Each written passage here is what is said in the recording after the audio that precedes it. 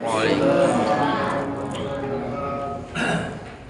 kami muliakan Bapak Imam, yang kami muliakan Bapak Ketua Masjid, kemudian para alim ulama, para asatidz, dan seluruh jamaah sholat subuh yang sama-sama dimuliakan oleh Allah SWT.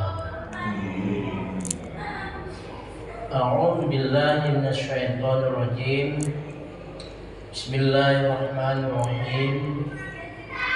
Alhamdulillahilladzi 'allamana ma lam na'lam wa tanfa'una uluman tanfa'una. Alhamdulillah alladzi yaqbalu salatana wa siyamana wa ruku'ana. Asyhadu an la ilaha illallah wahdahu la syarika lah wa asyhadu anna Muhammadan abduhu wa rasuluh. Allahumma shalli wa sallim wa barik ala sayyidina Muhammadin wa ala alihi wa ashabihi ajmain wa man tabi'ahum bi ihsanin ila yaumiddin, amma ba'd. Wa qala ta'ala wasbir nafsaka ma'al ladzina yad'una rabbahum bil ghadati wal 'ashyi yuriduna wajha Allah. Wa qala Rasulullah sallallahu balighu anni walau ayah. Sadaqallahul azim wa sadaqa rasulil karim wa nahnu ala dzalika minasy-syakirin wal dzakirin walhamdulillahil alamin. Jamaah salat subuh yang berbahagia, alhamdulillah pada kesempatan ini Allah berikan pertolongan kepada kita untuk duduk di tempat yang mulia ini. Kenapa saya katakan tempat yang mulia? Karena Allah SWT menyampaikan al-masjidu baitin kullu taqi, bahwasanya masjid ini adalah tempat orang-orang atau bukan rumah orang-orang yang bertakwa. Jadi semakin banyak kita meluangkan waktu untuk duduk di masjid ini, Pak, dalam rangka beribadah, maka ketakwaan kita ini kan semakin hari semakin meningkat, sehingga akan suatu saat akan mencapai puncak daripada ketakwaan itu. Maka Allah SWT dalam ayat yang saya sampaikan tadi pesan kepada kita, wasbir nafsaka ma'al ladzina yad'una rabbahum bil ghadawati wal 'ashyi yuriduna wajha Allah. Sabarkanlah dirimu bersama orang-orang yang mengingat Allah di pagi hari maupun di sore hari, yang mereka hanya mengharap ridho Allah. Jadi bapak-bapak dulu di sini, bapak-bapak ini sudah sabar dalam rangka menantikan suatu perkara yang sangat mulia. Ini pesan Allah, sabarkan diri untuk bersama-sama orang yang lagi taklim seperti ini. Ustaz tadi lagi berzikir, kita sama-sama ikuti, bersabar. Karena orang yang mau beruntung ini, bapak-bapak, rumusnya nggak banyak, ada 4. Yang pertama apa? Aman wa amilus sholihat. Jadi dia beriman yang sempurna, kemudian dia ini amilus sholihat dalam artian beribadah, kemudian tawassul bil haq, dakwah, mengajak-ajak. Terakhirnya wassabar, sabar. Jadi manakala ada orang ini sudah punya 4 kriteria ini, Allah jamin orang ini adalah orang beruntung. Dia ibadah sama dakwah. Di dalam ibadah dan dakwah ini sudah punya kriteria, di situ ada sabarnya. Karena setiap nabi ini menghadapi umat-umatnya ini, Pak, kelakuannya, tingkah laku mereka itu macam-macam. Ada dulu sebelum kita ini, jadi sebelum umat Nabi Muhammad ini sudah dihancurkan oleh Allah SWT sebanyak 300 umat. Ada dulu kita kenal namanya kaum Ad. Kaum Ad ini badannya besar-besar, kuat-kuat. Mereka ini kalau untuk olahraga getol banget. Kalau untuk mencabut kurma ini cukup tangan sebelah. Kalau tempat kita nggak ada kurma ya, adanya kelapa. Jadi kalau mereka ini olahraga cabut kelapa Pak kaum Ad ini. Cukup tangan sebelah, cabut kelapa, selesai. Kuat-kuat badannya, 60 hasta tingginya. Kaum Ad ini nggak mau taat sama Allah. Akhirnya apa? Allah kirim angin kepada kaum Ad ini.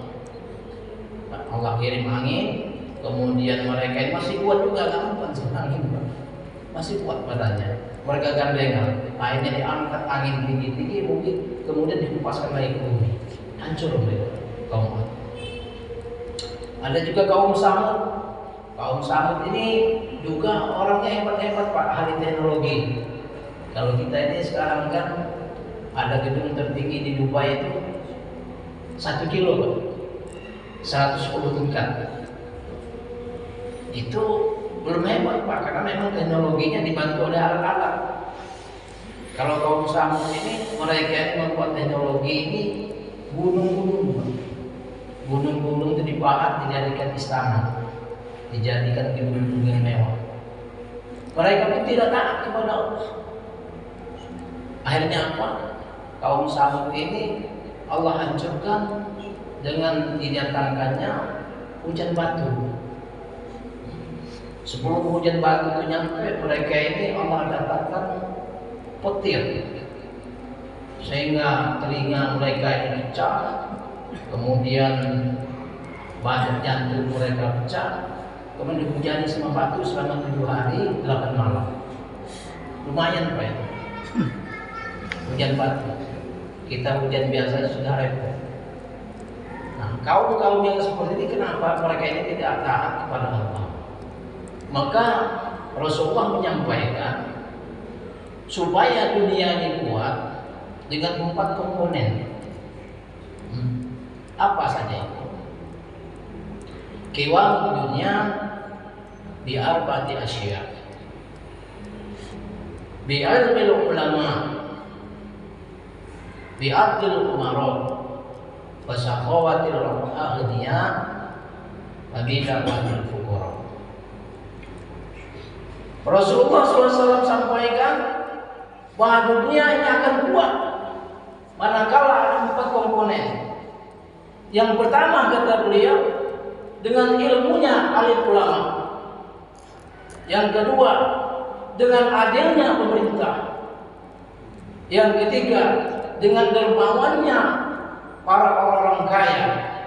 Yang keempat, dengan doanya orang-orang miskin.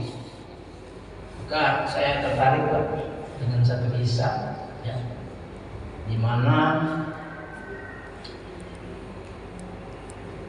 jauh sebelum umat Islam, sebelum umatnya Nabi Isa, itu ada satu umat yang waktu itu diperintah oleh Raja Kitfir namanya. Di sana umat ini kesusahan Pak untuk melakukan ibadah, untuk mengatakan Rabbullah atau Rabbi Allah ini susah. Mereka selalu diintimidasi. Taruhannya Pak, kalau dapat dibunuh. Saking susahnya Pak, sehingga Rasulullah sampaikan, la tusyrik billah, wa in qutilta, aw sulibta, aw hurikta. Jangan kalian syirik kepada Allah, walaupun kalian ini akan dibunuh, akan dibakar, bahkan kalian akan disalib. Nah inilah yang dipertahankan oleh umat ini tadi, sehingga kita dengar cerita Ashabul Kahfi. Nah, Ashabul Kahfi ini ada, jelaskan itu ada 7 orang, 8-nya sama anjing. Wa yuqalu sab'atun wa saminuhum kalbuhum. Di surat Al-Kahfi itu keterangan seperti itu. Ashabul Kahfi ini berjumlah 7 orang, 8-nya sama anjing. Maka Imam Qurtubi berkomentar, apa maksud daripada anjing? Anjing ini nggak bisa berbuat apa-apa. Kalau sudah pengajian seperti ini nggak bisa Pak anjing. Bisanya cuma menjaga. Maka Imam Qurtubi mengatakan anjing ini bukan menjaga, tapi memuliakan. Cara dia memuliakan alim ulama mereka ini dengan mengikuti, sehingga nanti kalau ada gangguan-gangguan dari luar, dia sudah siap menjaga. Jarang kita ini nggak takut sama anjing galak. Apalagi kalau jumlah adiknya banyak kan seperti itu, maka dia jaga. Berapa lama mereka berada dalam gua kahfi ini dijelaskan dalam surah kahfi itu, wala bisa fihim salasumiatin wazdadu isma. Mereka telah berada dalam gua tersebut selama 309 tahun. Lama apa sebentar? Tapi perasaan mereka ini cuma sehari setengah, sehari semalam. Alangkah baiknya kerjasama anjing ini Pak. Dia kerjasama sama ulama. Maka kalau ada umat akhir zaman ini merendahkan, mencaci maki, bahkan baru-baru kita lihat kan ada ulama yang lagi ceramah dituja, ada ulama yang lagi ngimamin dibunuh. Itu bukan cerita baru Pak, cerita lama. Cuman alangkah laknatnya orang-orang seperti ini. Dia kehidupannya lebih buruk daripada anjing. Maka apapun yang terjadi, hendaklah kita meniru anjing Ashabul Kahfi ini tadi. Dia memuliakan ulamanya. Maka kalau dunia ini mau kuat, kata Allah SWT, bi'ilmi, kata Nabi SAW, bi'ilmi ulama, dengan ilmunya para ulama. Karena kita ini Pak bisa sholat, bisa ngaji, bisa ceramah seperti ini, itu karena ada yang ngajarin. Siapa yang ngajarin kita? Ya ulama, ustaz, guru ngaji. Dengan sekali-sekali meremehkan guru ngaji. Kita ini nanti di alam kubur perlu yang namanya Al-Quran. Karena Al-Quran itulah saat bogemnya mungkar nakir mau menghantam kita, dihalangi sama dia, jangan katanya ini suka baca Quran. Seperti itu. Nah, jadi keberadaan guru ngaji itu penting Pak, apalagi kalau dia ustaz. Ustaz kan lebih banyak lagi cakupannya. Kita bisa bahasa Arab, bisa fikih, bisa usul fiqh, bisa mantek dan lain sebagainya. Ini karena ada yang ngajarin seperti itu. Maka Rasulullah menyampaikan al ulama warasatul anbiya. Ulama itu adalah warisnya para nabi. Nah, jadi ulama ini kita muliakan, karena dia orang yang pilar. Apa pilar? Sopo gurunya. Seperti masjid ini Pak tiangnya. Jadi kalau nggak ada ulama, dunia ini gelap. Kemudian yang keduanya biadil umaro, dengan adilnya pemerintah. Maka ketika Madinah Munawwarah dulu Allah bentuk lewat Nabi Muhammad SAW, yang pertama kali masuk ke sana itu Nabi Muhammad. Nabi Muhammad wafat diisi sama Abu Bakar. Abu Bakar wafat diisi khalifahnya sama Umar bin Khattab. Di sana terjadi gempa bumi Pak. Gempa bumi. Maka Umar bin Khattab ini memerintah secara adil, bijaksana, sehingga di Madinah ini gak ada orang miskin Pak. Semuanya ini mereka ini hidup dengan kemakmuran. Bahkan di zaman Umar bin Khattab ini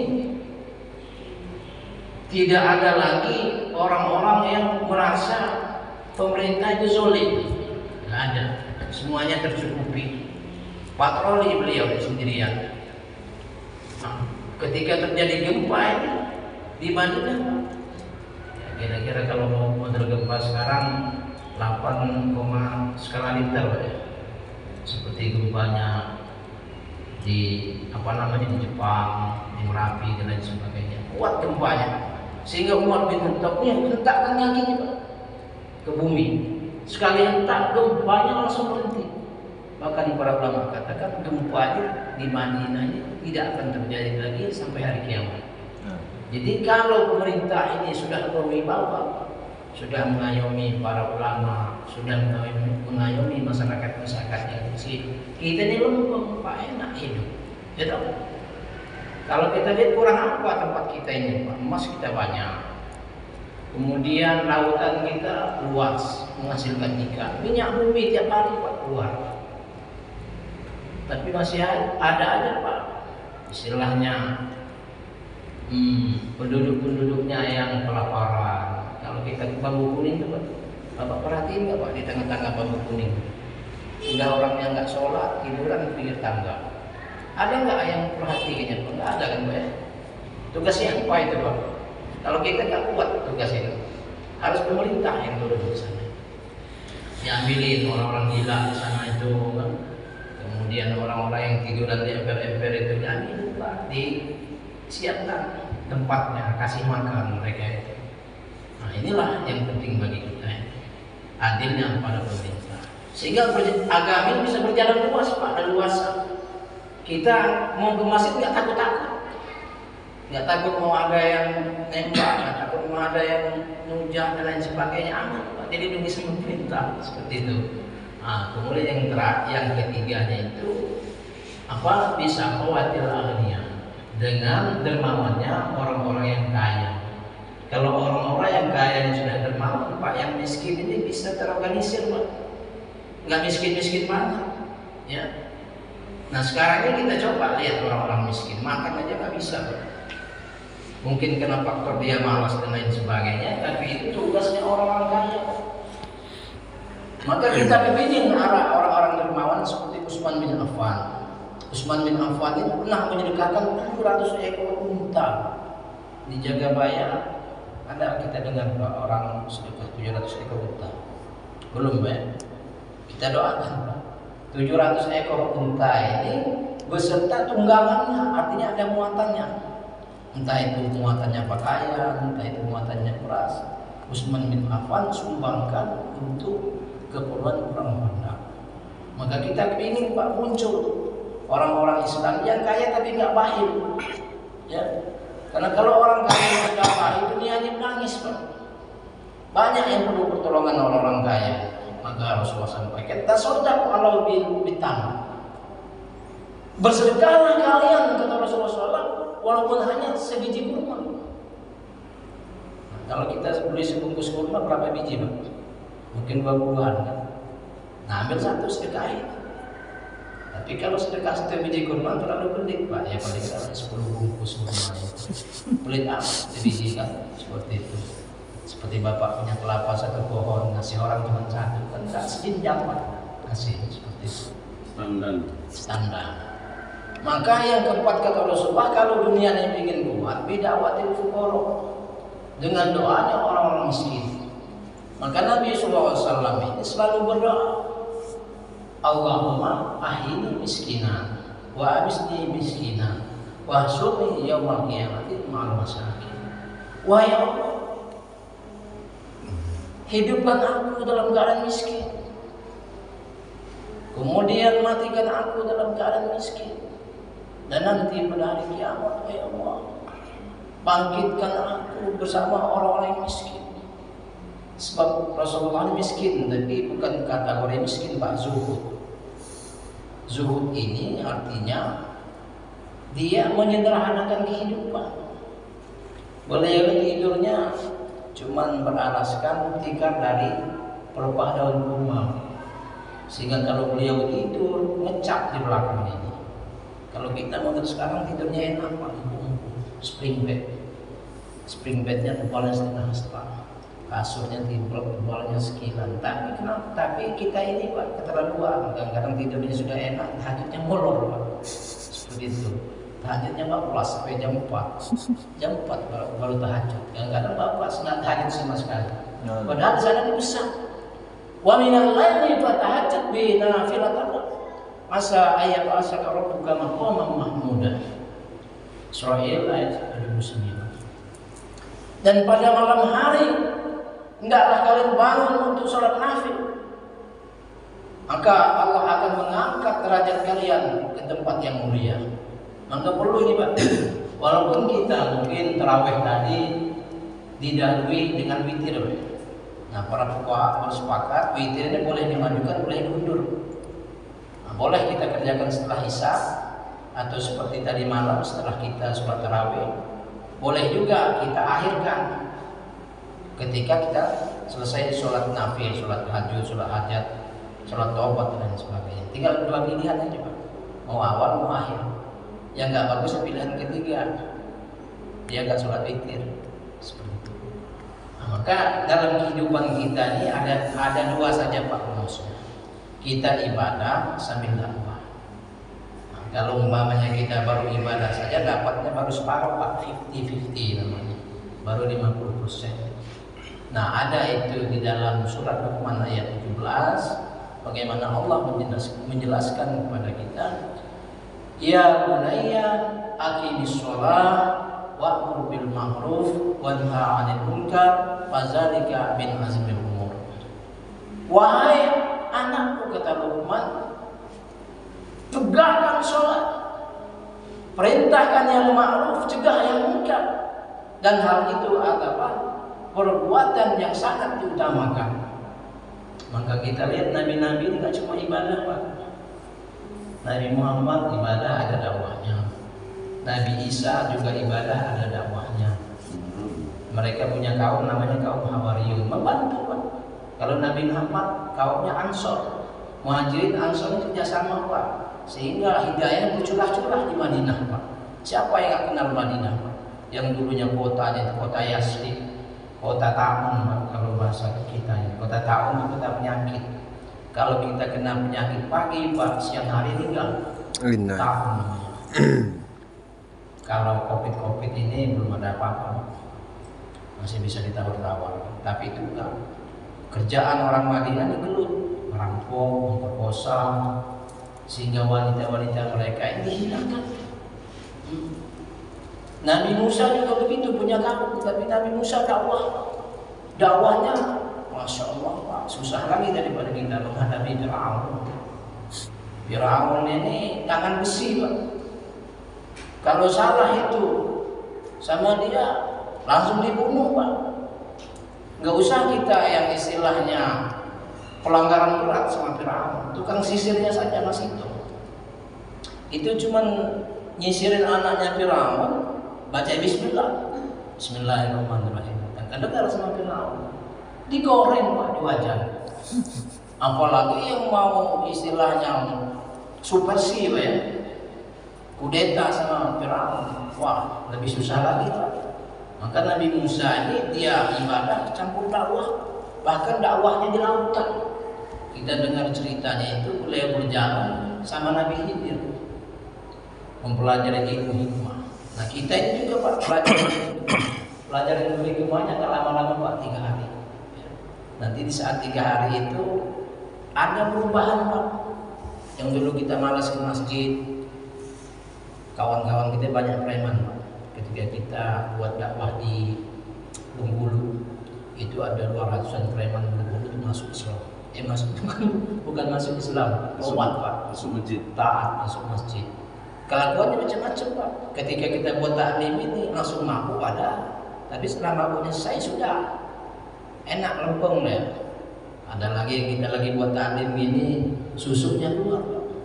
Ada yang berupa tadi, ada yang berupa batu. Tapi setelah itu menjadi baik orangnya. Apalagi kalau kita ini memang sudah baik Pak, cuma males-males saja Pak. Kita ke masjid ini kan cuma males saja Pak, sehingga kadang-kadang kelewat seperti itu. Maka tugas kita ini saya mengajak kawan-kawan semua, mari kita sama-sama berpikir bahwa di mana-mana masjid sekarang ini kosong. Pengalaman saya Pak, beberapa pulau Sumatera, Pulau Jawa, Sulawesi sampai saya ke Kalimantan, saya lihat sama aja penyakitnya Pak, kosong masjid. Nah, tapi Allah SWT menjelaskan innama ya'muru masajidallah man amana billahi wal yawmil akhir wa aqama shalah wa ata zakah wa lam yakhsha illallah. Taubah 18. Hanya mereka yang memakmurkan masjid-masjid Allah, yang beriman kepada Allah, yang menegakkan sholat, kemudian membayar zakat, dan mereka tidak takut kecuali hanya kepada Allah. Dan bukan cukup kita saja dengan ibadah-ibadah saja, tapi mengajak aja. Mengajak-ajak ini diperintahkan oleh Allah SWT. Dalilnya itu ada di surat Taubah ayat 41. Nanti boleh dibuka Pak. Di sana perintahnya begini, infiru khifafa wa siqala wa jahidu fi sabilillah bi amwalikum wa anfusikum dzalikum khairul lakum in kuntum ta'lamun. Keluarlah kalian di jalan Allah dengan harta dan diri kalian walaupun dalam keadaan ringan atau berat. Yang demikian itu lebih baik bagi kalian jika kalian mengetahui. Jadi kita ini lagi belajar keluar di jalan Allah. Pahalanya besar. Kalau kita ibadah saja di rumah pahalanya 1. Sholat Bapak di sini 27. Tetapi kalau kita keluar di jalan Allah ini dilipatkan menjadi 700.000 kali. Dalilnya ada di beberapa hadis yang bunyinya seperti ini.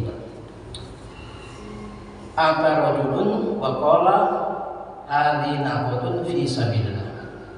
Qala bisa babiha laka sakumiatin naqatan fil jannah. Sahih Muslim. Rasulullah SAW didatangi oleh seorang laki-laki. Kata seorang laki-laki itu, wahai Rasulullah, saya punya unta, saya infakkan untuk keperluan fisabilillah. Maka Rasulullah mengatakan, wahai laki-laki, dengan sebab engkau menginfakkan 1 ekor unta ini, Allah akan balas 700 ekor unta di surga. Nah ini namanya hadis Pak ya. Tapi hadis di tafsir mengatakan man jaa bil hasanati falahu asrun amsalha. Siapa saja yang datang dengan 1 kebaikan, maka dia akan dibalas dengan 10 kebaikan. Jadi kalau 700 kali 10 berapa? 700.000. Jadi saat kita fisabilillah begini Pak, maka kita apa saja yang kita buat dilipatkan menjadi 700.000. Bapak sholat berjamaah, pahalanya nggak lagi 27 Pak, 700.000. Khatam Quran Pak, alhamdulillah beberapa hari kemarin saya coba mengatakan 1 kali Quran. Kenapa? Saya terngiang-ngiang Pak dengan pahala itu. Kalau di luar fisabilillah ini cuma 1 dan 2 ini pahala ya. Di saat fisabilillah ini 700 kali Pak, 700.000 kali kita menerima pahala daripada khatam Quran itu. Maka saya ingin bapak-bapak ini ya lihatkan Pak, untuk urut fisabilillah, untuk mencapai puncaknya kemuliaan. Puncaknya kemuliaan itu ada di sini. Kemuliaan yang diterima oleh para nabi, para rasul, diopral sama umat-umat akhir zaman. Saya terngiang dengan hadis yang mengatakan mauqifu sa'ah fi sabilillah khairun min qiyamin fil Masjidil Haram inda Lailatul Qadar. Rawahu Muslim. Jadi sesaat kita berdiri di jalan Allah untuk mengajak saudara-saudara kita, ayo Pak kita ke masjid, ayo Pak kita sakinah dan sebagainya ini. Kata Nabi, lebih baik daripada kita berdiri sholat di depan Hajar Aswad di malam Lailatul Qadar. Jadi Lailatul Qadar ini kita ngejarnya Pak setahun sekali. Tapi untuk kita sabilillah ini, orang-orang tua kita, para mase-mase, bahkan Rasulullah ini sudah mengutus, ada yang 3 hari, ada yang 40 hari, ada yang 40, ada yang seumur hidup Pak, nggak pulang-pulang lagi. Ketika khutbatul wada itu bukan 3 hari Pak. Sahabat-sahabat ini milih menghadap kemana? Kalau dia menghadap ke timur, dia berangkat Pak, fisabilillah sampai dia nggak pulang lagi. Yang menghadap ke barat juga begitu, yang menghadap ke utara juga begitu, yang menghadap ke selatan juga begitu. Sehingga mereka nggak pulang-pulang lagi. Sehingga kita lihat makam-makam para sahabatnya ada namanya Sa'ad bin Abi Waqqas. Sa'ad bin Abi Waqqas makamnya di mana Pak? Di Cina. Nggak pulang lagi ke Mekah. 124.000 sahabat ini yang makamnya Mekah cuma 10.000.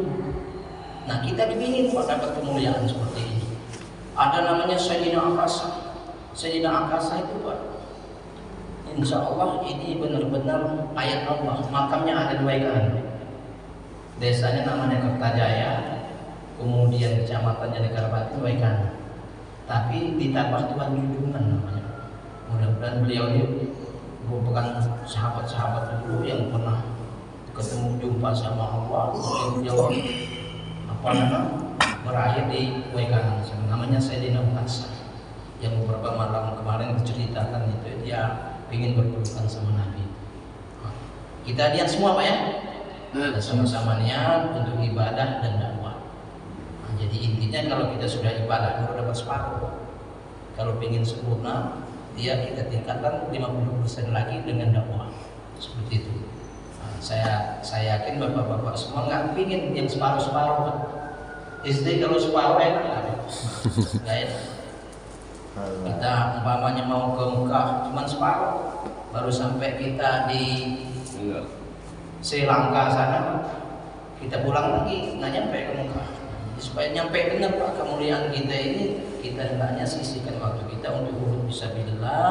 Kita latihan dalam sebulan 3 hari. Mudah-mudahan kita semua diberi kekuatan. Amin. Untuk senantiasa istiqomah ibadah dan dakwah. Amin. Sehingga kita menjadi orang-orang yang beruntung. Kita tutup dengan doa kifarat majlis. Subhanallah bihamdi, subhanallah bihamdika, asyhadu an la ilaha illa anta, astaghfiruka. Wassalamualaikum warahmatullahi wabarakatuh.